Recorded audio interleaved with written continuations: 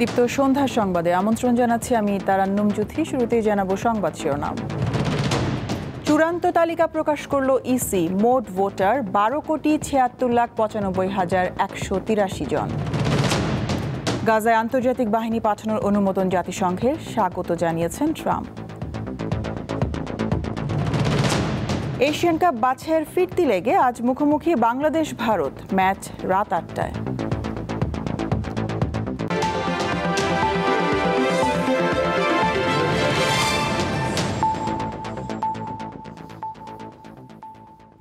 ত্রয়োদশ জাতীয় সংসদ নির্বাচনকে সামনে রেখে চূড়ান্ত ভোটার তালিকা প্রকাশ করেছে নির্বাচন কমিশন। দেশে বর্তমানে মোট ভোটার 12,76,95,183 জন। আজ সাংবাদিকদের এই তথ্য জানান নির্বাচন কমিশনের সিনিয়র সচিব আক্তার আহমেদ। জানান, চূড়ান্ত তালিকায় পুরুষ ভোটার 6,48,14,907 জন এবং নারী ভোটারের সংখ্যা 6,28,79,042 জন। পাশাপাশি তৃতীয় লিঙ্গের ভোটার আছে 1,234 জন। ইসি সচিব জানান, পুরুষ ভোটার বৃদ্ধির হার 2.29% আর মহিলা ভোটার বৃদ্ধির হার 4.16%। 31 অক্টোবর পর্যন্ত যাদের বয়স 18 হয়েছে তাদের অন্তর্ভুক্ত করে চূড়ান্ত এই ভোটার তালিকা প্রকাশ করল ইসি। পাশাপাশি কোনো আপত্তি না থাকায় এনসিপি ও সমাজতান্ত্রিক দল মার্ক্সবাদীকে চূড়ান্ত নিবন্ধন দিয়েছে কমিশন। আর আপত্তি থাকায় পর্যালোচনা করা হবে বাংলাদেশ আম জনগণ পার্টির নিবন্ধন।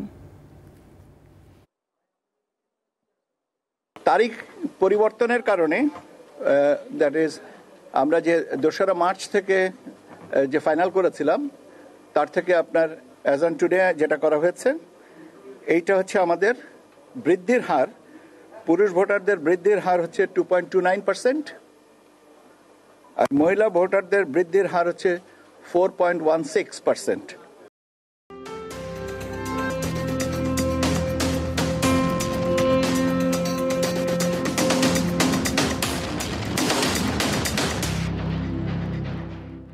এবার ভোটের হাওয়া। ত্রয়োদশ সংসদ নির্বাচনে পঞ্চগড় 2 আসনটি পুনরুদ্ধার করতে চায় বিএনপি।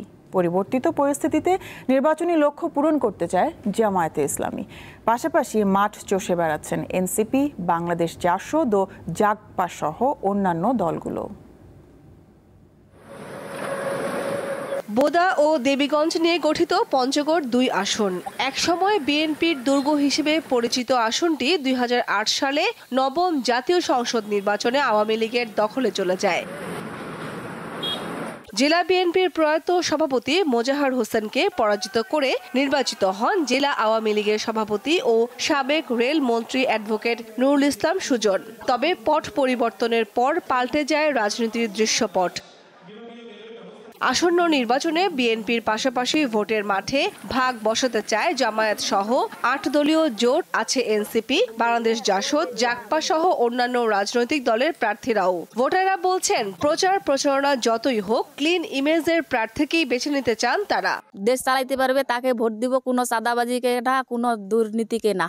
যেহেতু আমি ফার্স্ট ভোটার, ওই জন্য আমি অবশ্যই যোগ্য ব্যক্তিকেই ভোটটা দিব। তাকে কখনো ভোট দিই নেই, আর এমন প্রার্থীকে ভোট দিব আমি যে দেশের উন্নয়ন করতে পারে। ভোট সেন্টারে যেও আমরা ভোট দিতে পারিনি। দুর্নীতি, সন্ত্রাস এগুলো আমরা মুক্ত চাই। সুখ সুবিধা দিবে তাদেরকে আমরা ভোট দেব।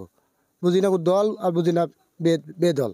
ভালোভাবে এবং মানুষের সুখে দুঃখে কাছে থাকে এইরকম মানুষকে আমরা ভোট দেব। গণসংযোগ, ইউনিয়ন পর্যায়ে কর্মী সভা, উঠান বৈঠক, ঘরোয়া বৈঠক সহ বিভিন্ন কর্মসূচি নিয়ে মাঠে ব্যস্ত বিএনপির প্রার্থী ফরহাদ হোসেন আজাদ। পর্যটন সহ আরও অনেক আধুনিকরণ চিন্তা আছে, মিল ফ্যাক্টরি করার চিন্তা আছে, যার মধ্য দিয়ে এই এলাকার মানুষ যেন আগামী দিনে মাথা উঁচু করে দাঁড়াতে পারে।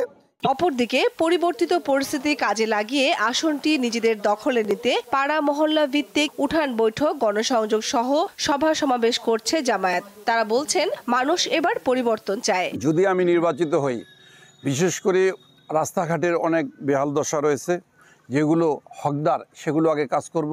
এদিকে পুরনো ভোটারদের পাশাপাশি তরুণ ভোটারদের টানতে মাঠ পর্যায়ে কাজ করছেন এনসিপি, বাংলাদেশ জাসদ, জাগপা সহ অন্যান্য দলের নেতাকর্মীরা। রাষ্ট্রীয় শক্তিকে ফ্যাসিবাদ হিসেবে প্রতিষ্ঠিত করেছিল এই সংবিধানের বিরুদ্ধেই আমাদের লড়াইটা, যে নতুন করে যেন বাংলাদেশের কেউ ফ্যাসিবাদ হয়ে না দাঁড়াইতে পারে, জনগণের উপরে যেন নিষ্ঠুর যে নিপীড়ন, এই নিপীড়নটা যেন কখনো না হয়। এর পাশাপাশি আমাদের আরও 2টি দাবি আছে, বিচার এবং সংস্কার লাগবে। এই যে আওয়ামী স্বৈরাচার যারা ছিল তারা কিন্তু এটা গণহত্যা চালিয়েছে, এই গণহত্যার অবশ্যই বিচার হওয়া দরকার। মানুষের মধ্যে নানা ধরনের সংশয় আছে, মানুষ যদিও ভোটটি চায়, মানুষের মধ্যে সংশয় আছে ভোট হবে কিনা, ভোট হইলেও কীভাবে হবে, কারা ভোটে পার্টিসিপেট করবে, এই ধরনের নানা ধরনের সংশয় মানুষের মধ্যে রয়েছে। আমরা চাই সরকারের কাছে আমাদের উদ্যত আহ্বান, অনতিবিলম্বে তারা আইন শৃঙ্খলার উন্নতি করে একটা অর্থবহ সকলের কাছে গ্রহণযোগ্য একটা নির্বাচনের দিকে যাবে। কামরুন নাহার, দীপ্ত, বার্তাকক্ষ। আসন্ন ত্রয়োদশ নির্বাচনে ভোটের পরিবেশ নষ্ট করতেই যুবদল নেতা গোলাম কিবরিয়াকে হত্যা করা হয়েছে। যারা বাংলাদেশকে একটি অকার্যকর রাষ্ট্রে পরিণত করতে চায় তারাই নির্বাচনকে বানচালের ষড়যন্ত্রে নেমেছে। আজ রাজধানীর ডিপ্লোমা ইঞ্জিনিয়ার্স ইনস্টিটিউটে ঢাকা মহানগর দক্ষিণ যুবদলের উদ্যোগে ধানের শীষের প্রার্থীর বিজয় নিশ্চিতে জাতীয়তাবাদী যুবদলের করণীয় শীর্ষক আলোচনা সভায় এসব কথা বলেন বক্তারা। এতে জাতীয়তাবাদী যুবদলের কেন্দ্রীয় নির্বাহী কমিটির সভাপতি আব্দুল মোনায়েম মুন্না এবং সাধারণ সম্পাদক মোহাম্মদ নুরুল ইসলাম নয়ন সহ অন্যান্যরা অংশ নেন। তারা বলেন, শুধুমাত্র নির্বাচনের মাধ্যমেই দেশ সংস্কারের পথ উন্মুক্ত হবে, সেই নির্বাচনকে বিতর্কিত করার চেষ্টা হচ্ছে।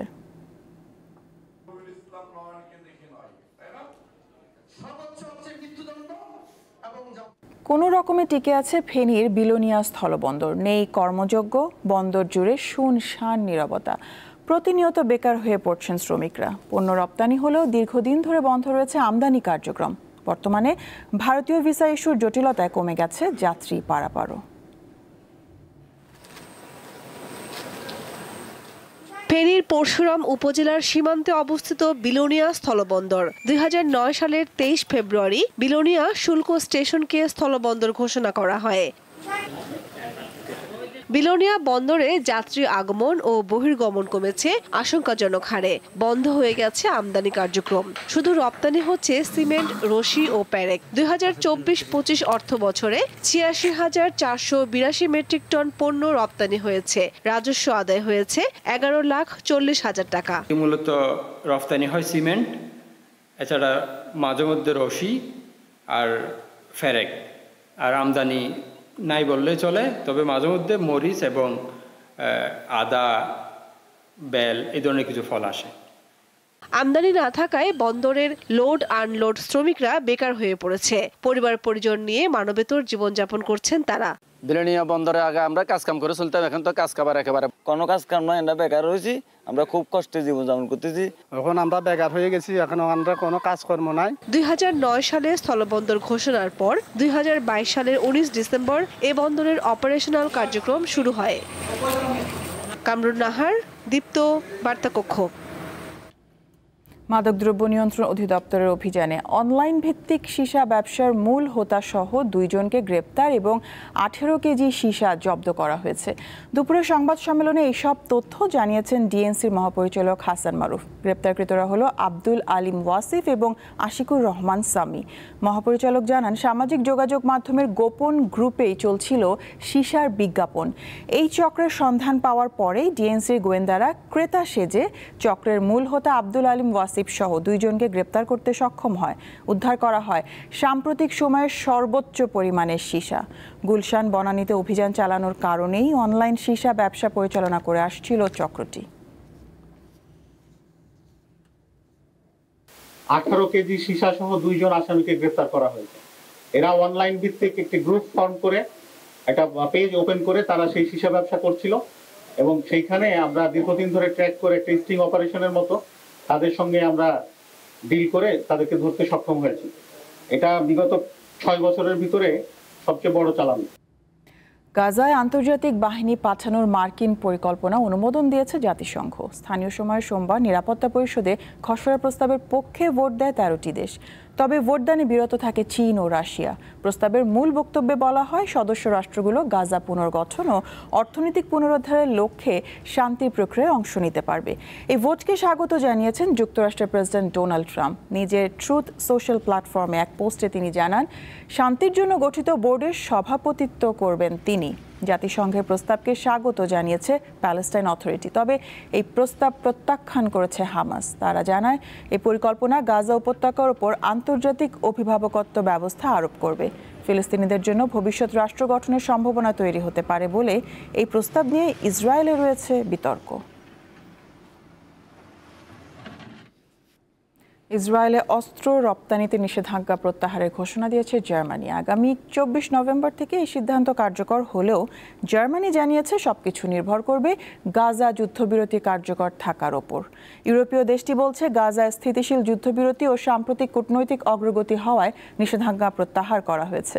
জার্মান সরকারের মুখপাত্র বলেন, প্রতিটি অস্ত্রের রপ্তানি অনুমোদন আলাদাভাবে যাচাই করে সিদ্ধান্ত নেবে বার্লিন। তিনি বলেন, সংশ্লিষ্ট সব পক্ষ যুদ্ধবিরতির চুক্তি মেনে চলবে বলে তাদের প্রত্যাশা। এর আগে গাজা যুদ্ধের কারণে গত 8 আগস্ট ইসরায়েলের সামরিক সরঞ্জাম রপ্তানি বন্ধের নির্দেশ দেন জার্মান চ্যান্সেলর। সৌদি আরবের যুবরাজ মোহাম্মদ বিন সালমান 7 বছর পর আবারও হোয়াইট হাউসে যাচ্ছেন। স্থানীয় সময় মঙ্গলবার হোয়াইট হাউসে যুক্তরাষ্ট্রের প্রেসিডেন্ট ডোনাল্ড ট্রাম্পের সঙ্গে যুবরাজের বৈঠক হওয়ার কথা রয়েছে। সোমবার ট্রাম্প জানান তিনি সৌদি আরবের কাছে F-35 যুদ্ধবিমান বিক্রিতে অনুমোদন দেবেন। এছাড়াও মোহাম্মদ বিন সালমান যুক্তরাষ্ট্রের সঙ্গে এমন একটি প্রতিরক্ষা চুক্তি করতে চাইছেন যা কাতারের সঙ্গে হওয়া চুক্তিকে ছাপিয়ে যাবে। সেই সঙ্গে তিনি কৃত্রিম বুদ্ধিমত্তা চিপস ও AI চালিত ড্রোন নিয়েও যুক্তরাষ্ট্রের সঙ্গে প্রতিরক্ষা চুক্তি করতে চাইছেন বলে জানা গেছে।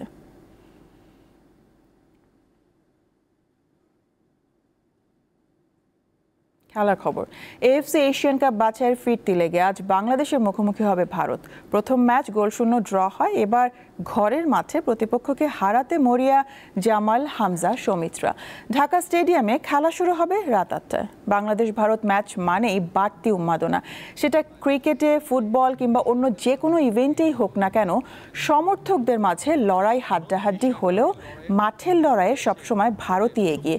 দুদেশের 32 বারের দেখায় 16 বার জিতেছে তারা। বাংলাদেশের জয় 2টি, 1991 ও 1999 সাল, অর্থাৎ 2 যুগেরও বেশি সময় ধরে জিততে পারেনি তারা। ড্র হয়েছে বাকি 14টি ম্যাচ।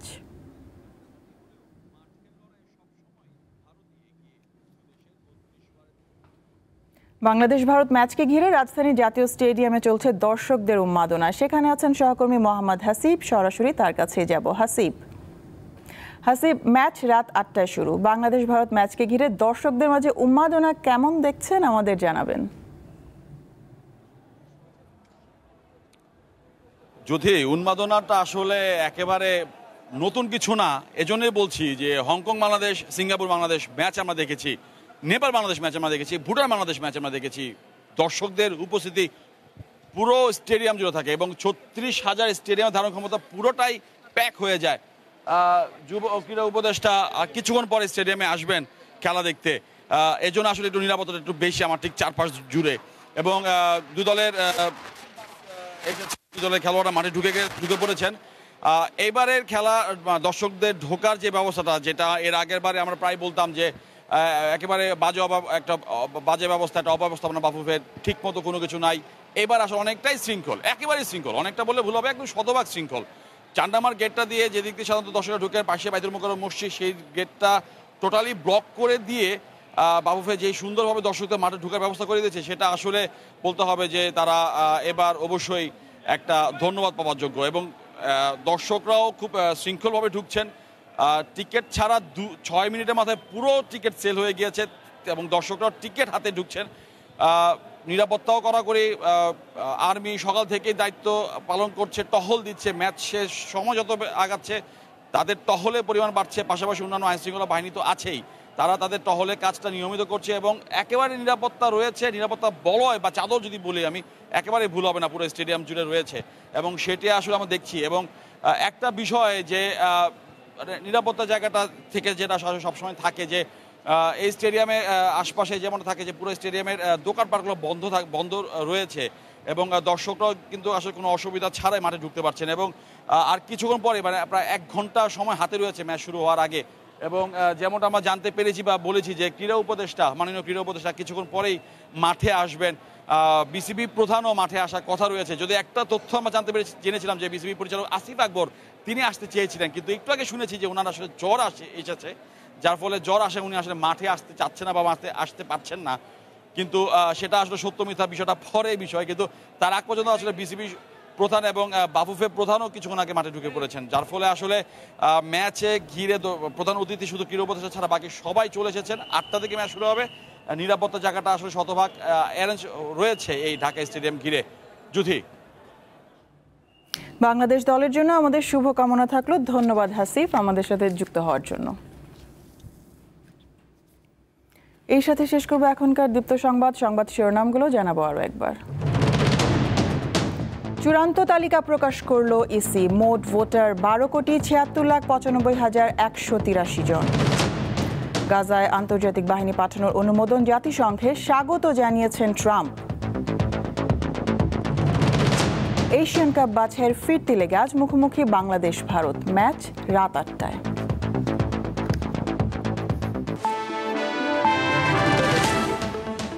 এই ছিল এখনকার মতন। আমাদের পরবর্তী সংবাদ রাত 11টা দেখার আমন্ত্রণ রইল। দর্শক আরও তথ্য বিনোদনের সংবাদ জানতে যুক্ত থাকুন দীপ্ত টিভি ডিজিটাল প্ল্যাটফর্মগুলোতে। ধন্যবাদ সবাইকে।